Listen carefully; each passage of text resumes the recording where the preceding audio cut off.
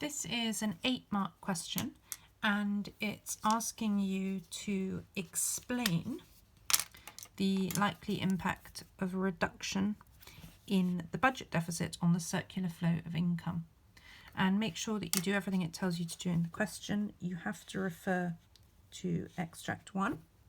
And also, because it says explain, you don't need any evaluation. So no evaluation here. The likely impact of reduction in the budget deficit on the circular flow of income.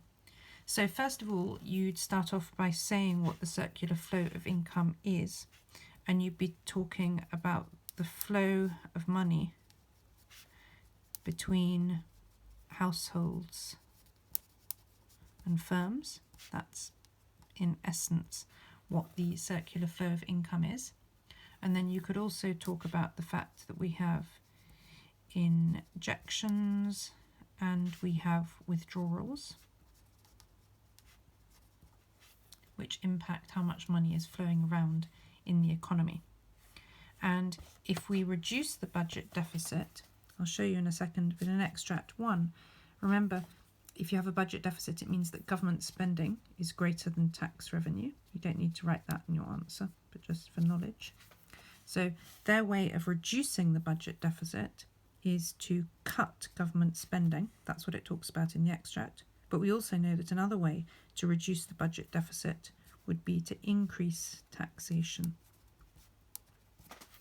And again, just before we look at the extract, you know that government spending is one of the injections and taxation is a withdrawal. So the impact of a reduction in the budget deficit on the circular flow of income is that we're going to have essentially, this is the main answer, less money in the circular flow and in the economy. Yeah, that's the main answer. So you're starting off by saying what the circular flow of income is, number 1. And then you're explaining that if they're reducing the budget deficit, they're decreasing government spending. You might also say that they're increasing taxation. And then you'll say, because government spending is an injection, if you've got less government spending, there's less money coming into the circular flow. And if you had an increase in taxation, that would mean you've got more money flowing out of the circular flow.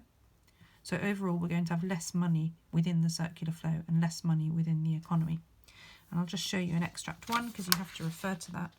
In extract 1, it says cuts in public sector spending of £81 billion, so you can reference that.